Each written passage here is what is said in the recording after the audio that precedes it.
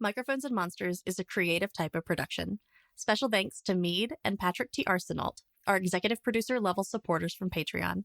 Thank you guys so much for your continued support. And of course, thank you to all of our listeners and our other levels of patrons. Without your support and continued love, we wouldn't be able to do the things that we do. Thank you all.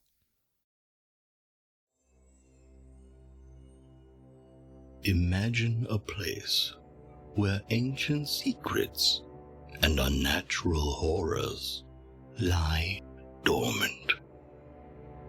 A place where the veil between worlds is thin, and the creatures of the night roam free.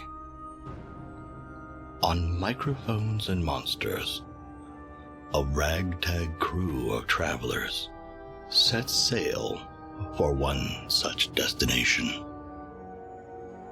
But beware, dear listener, for the horrors of Fazine are not for the faint of heart.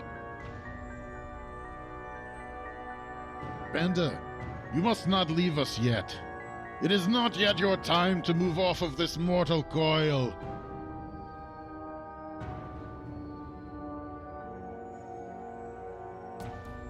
Does she pop an eye too?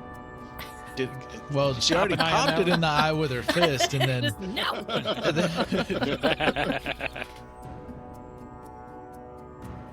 The arm is going to mutate. Essentially what will happen is where I have fingers, the fingers will begin to twist and elongate, kind of like, think of like tight cords, and they're going to harden and sharpen.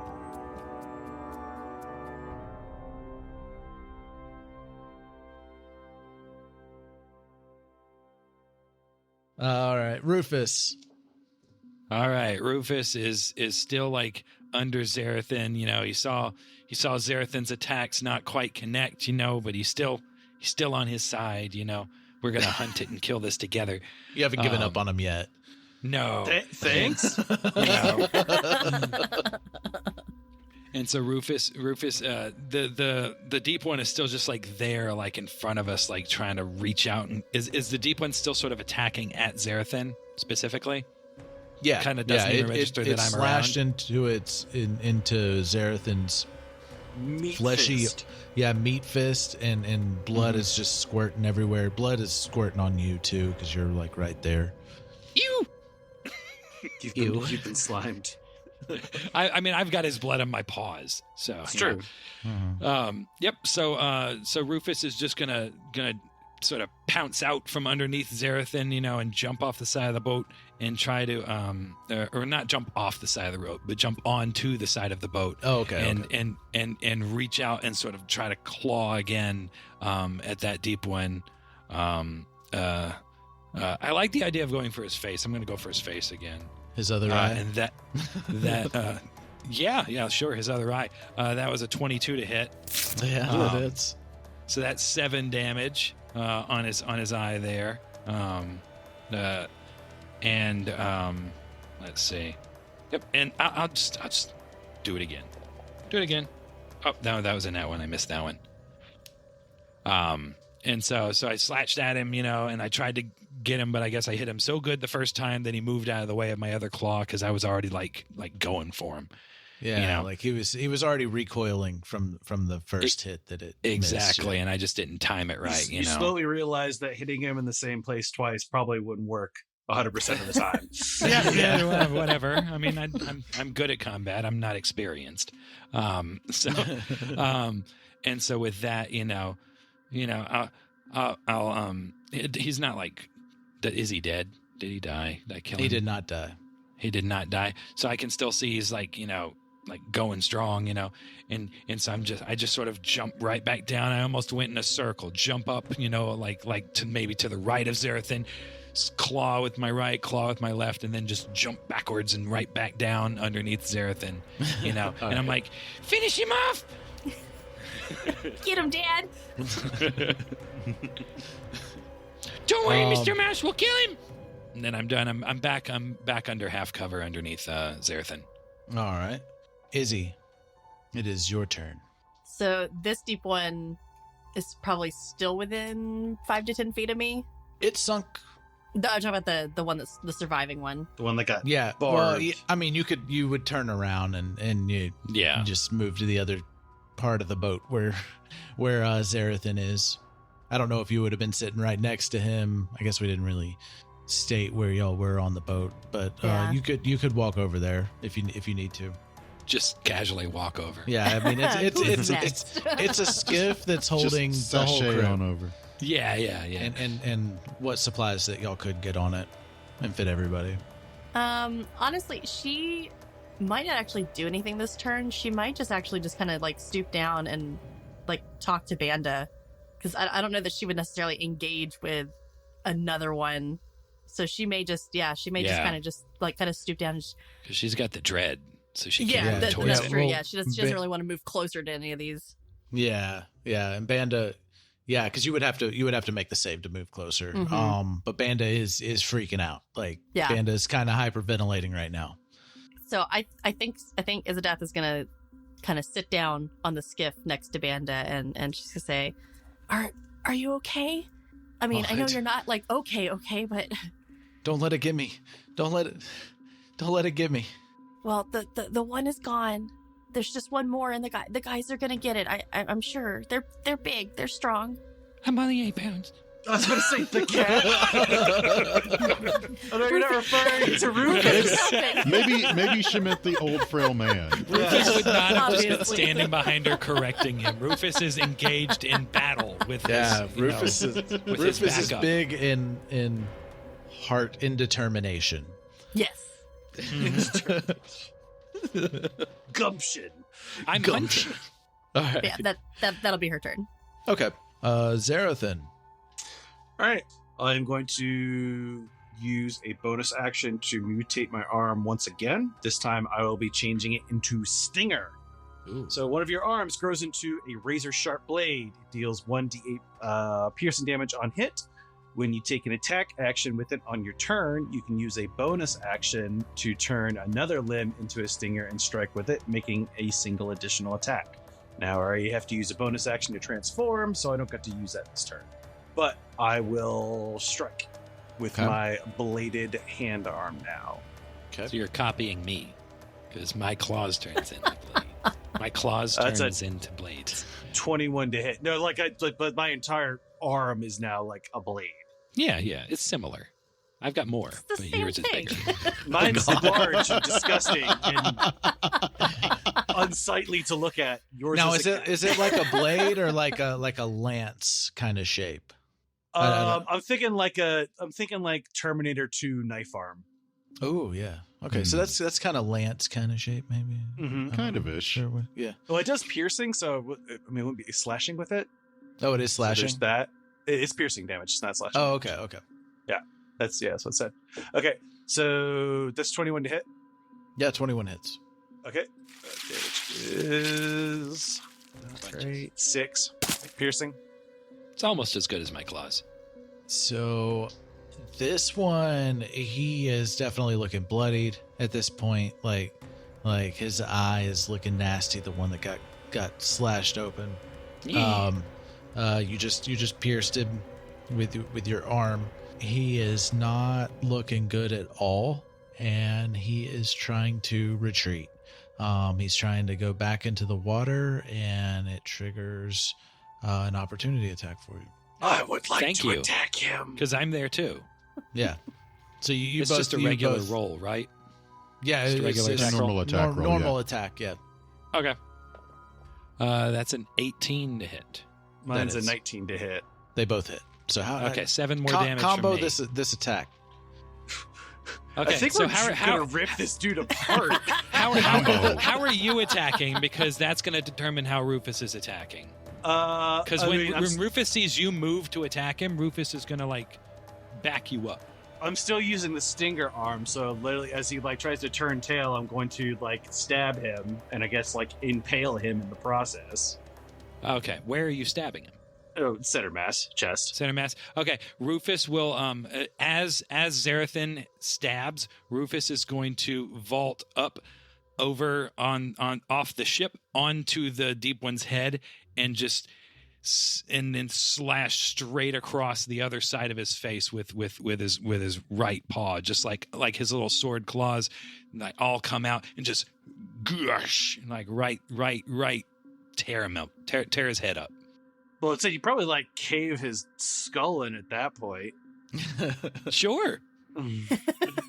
I mean, I don't have that brute force. I've got well, the it's already been like beaten to a pulp, though, is the thing. Yeah. So yeah, Rufus is going to slash through his head, sort of fillet it. How many claws we got? 4. And like so as it's trying to run away, like the eye that still can show, I guess, a semblance of expression. That's not natural to y'all, but you get a sense that it's panicking.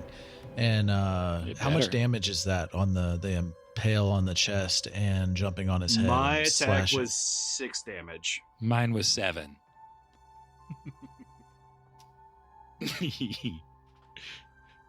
my damage, if it's with my claws, if it's with my magic claws, it's just always 7 for right now. I don't know if it'll get higher later, but is it because it technically counts as unarmed?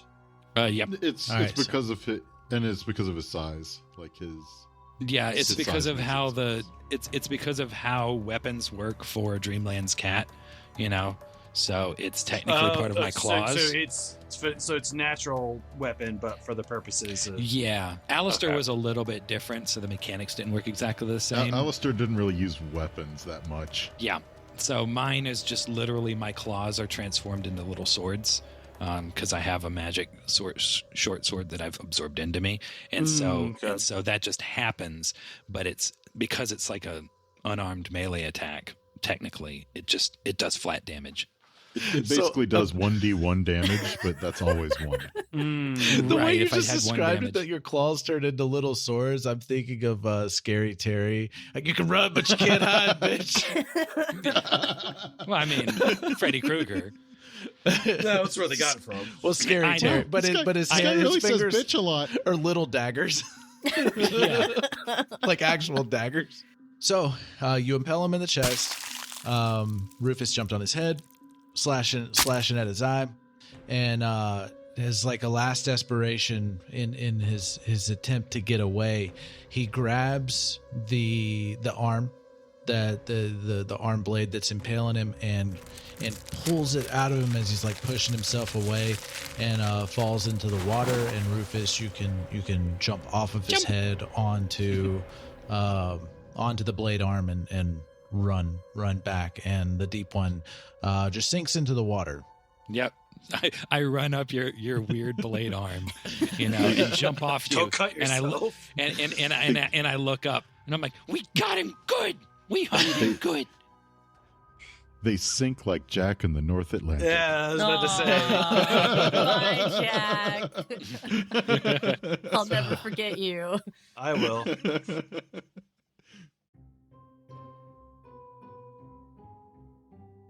We're taking a short break to support our sponsors who help make Microphones and Monsters possible. While we're away, head over to patreon.com/creativetypo and join our family of patrons. You'll access ad-free episodes, bonus content, and exclusive Microphones and Monsters behind-the-scenes sessions. And don't forget to check out another Creative Typo show after this episode.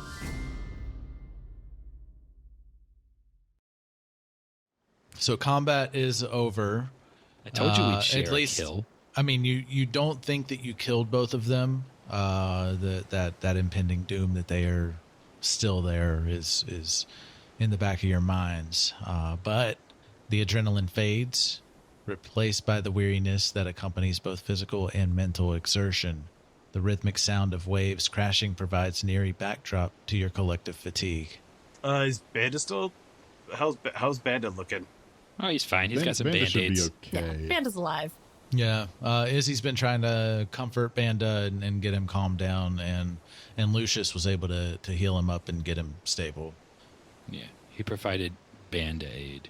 Get out. Get out now. Show over. Please leave. Show's And over. with that, Rufus fell off the boat and drowned. The end. Bye-bye. Cats don't swim good. Bye.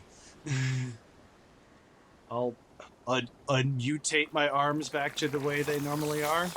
Yeah, and at about the time combat ended, the skeletal tail would have started to dissipate.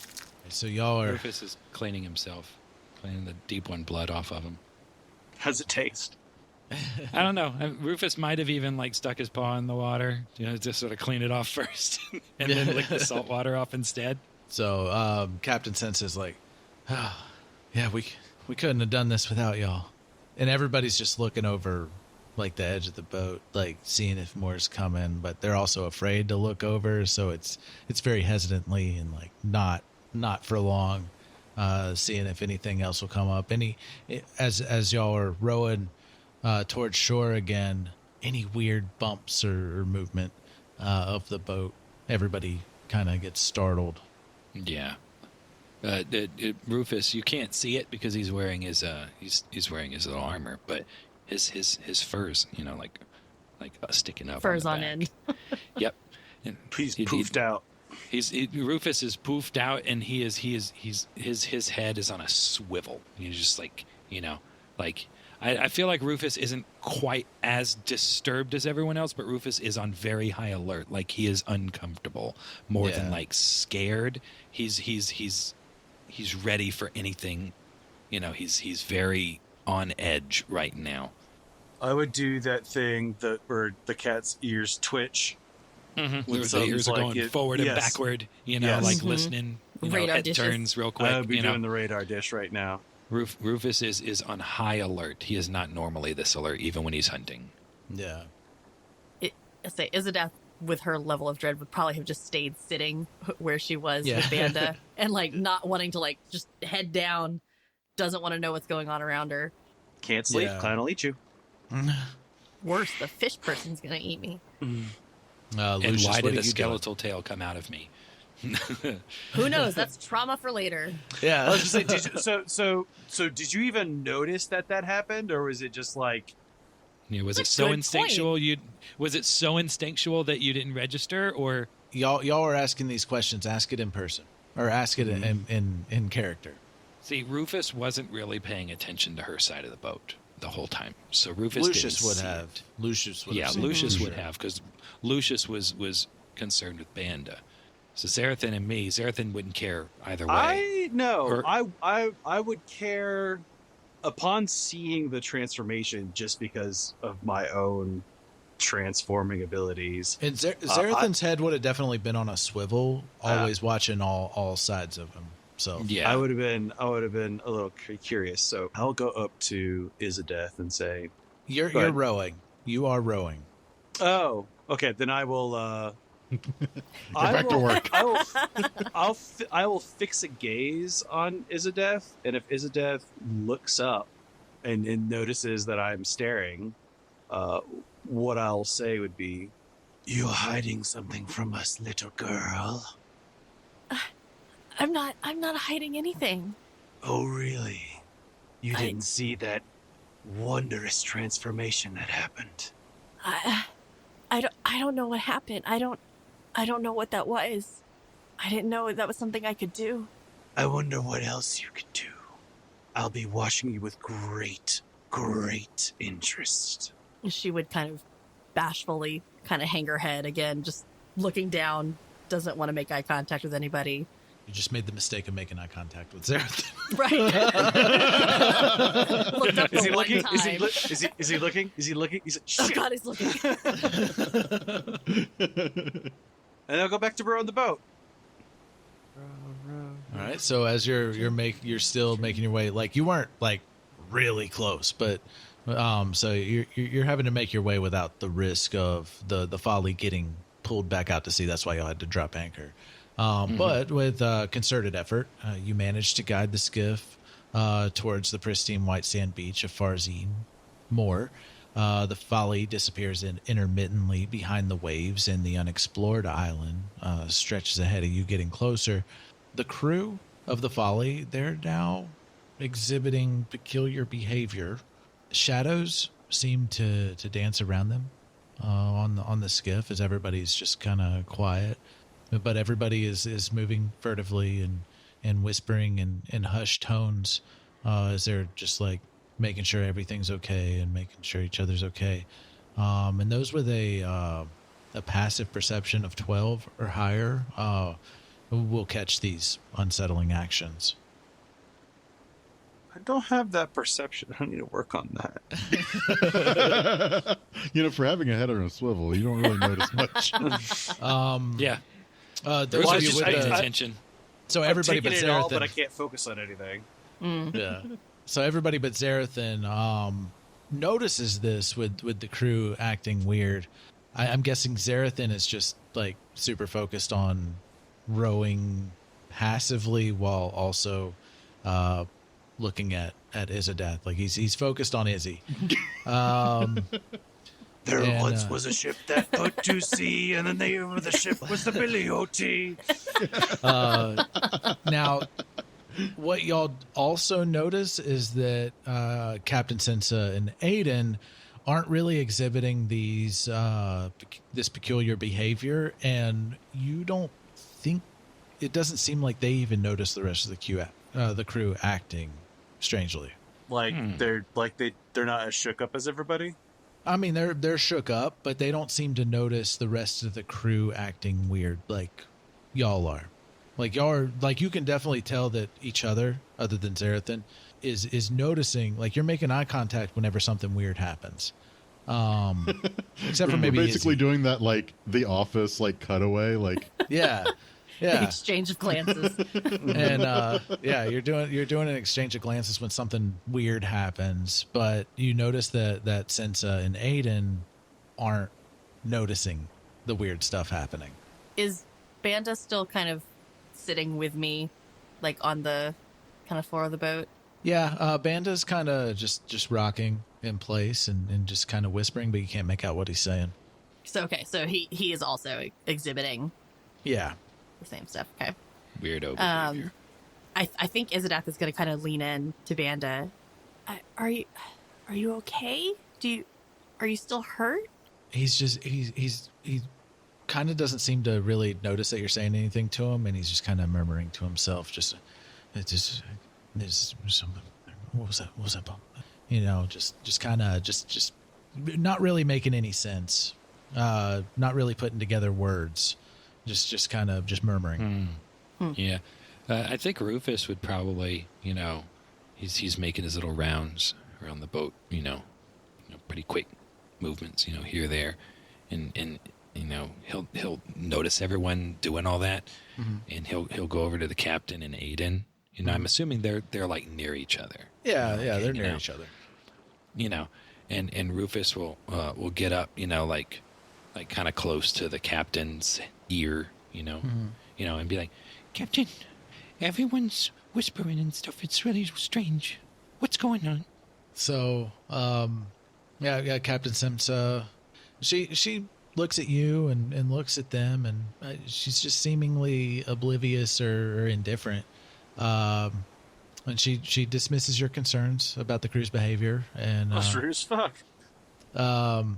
And she's dismissing it as mere exhaustion induced paranoia, and just rest now. Sensa advises, when we get to the beach, we got a city to find. Rufus thinks to himself, "That's suspicious." There's a load of baloney. Rufus will sort of go, jump down and start going back around his rounds. Just keep an eye out for anything that might jump off up the side of the boat. You have to slash its eyes out, and he might just like whisper real soft towards the little pouch. He'd be like, "Just be careful, Mr. Mouse. Be careful. Don't trust anybody right now, except for me. I'll protect you." So, like Lucius will actually kind of speak up here. Well, it seems that there is quite a bit of unease around the boat. Marceline, could you perhaps regale us with one of your songs? I think it might make everyone feel a bit better. And he'll look in Izzy's direction. Oh, that's right, because you can't get people's names right. I forgot about that. I was wondering who he's addressing.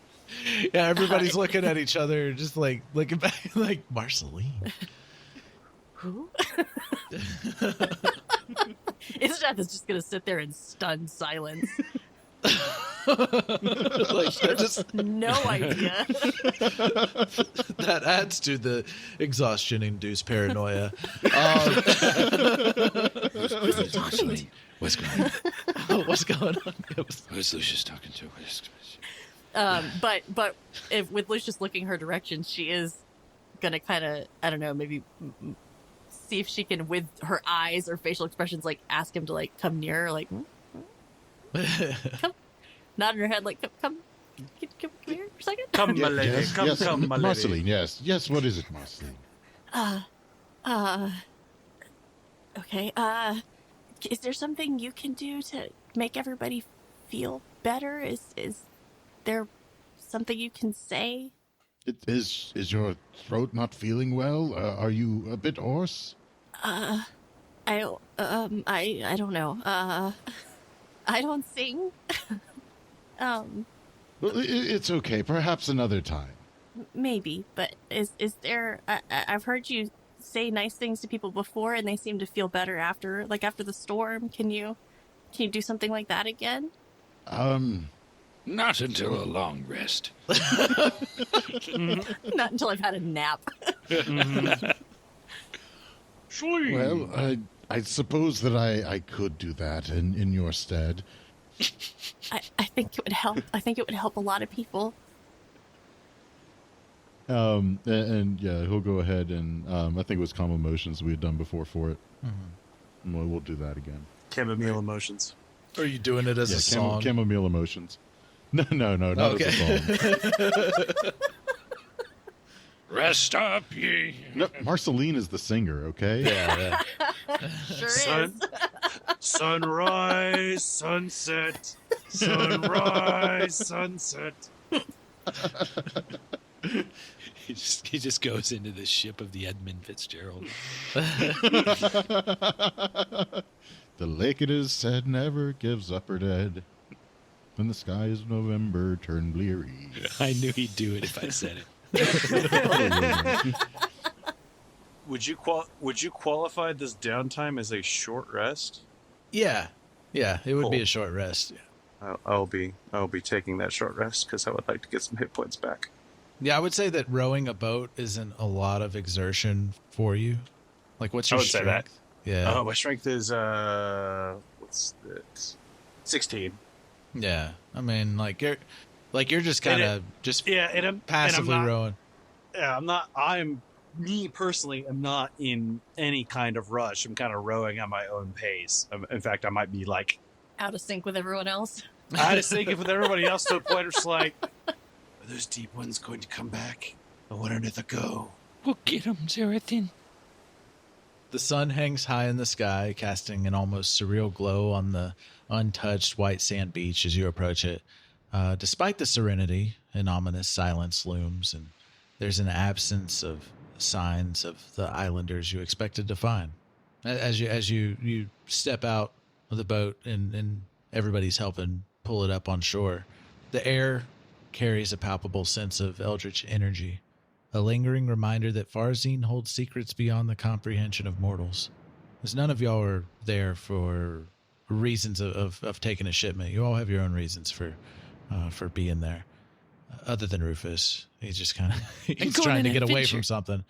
But the island beckons you to uncover its mysteries, but caution whispers in the wind.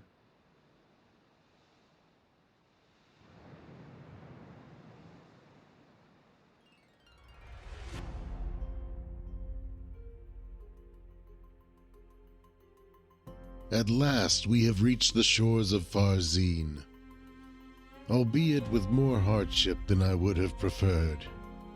It is almost as if someone or something is trying to hinder our progress. I know not from whence that storm came, but I know that it was not natural. I wonder what other unnatural horrors we might face while here.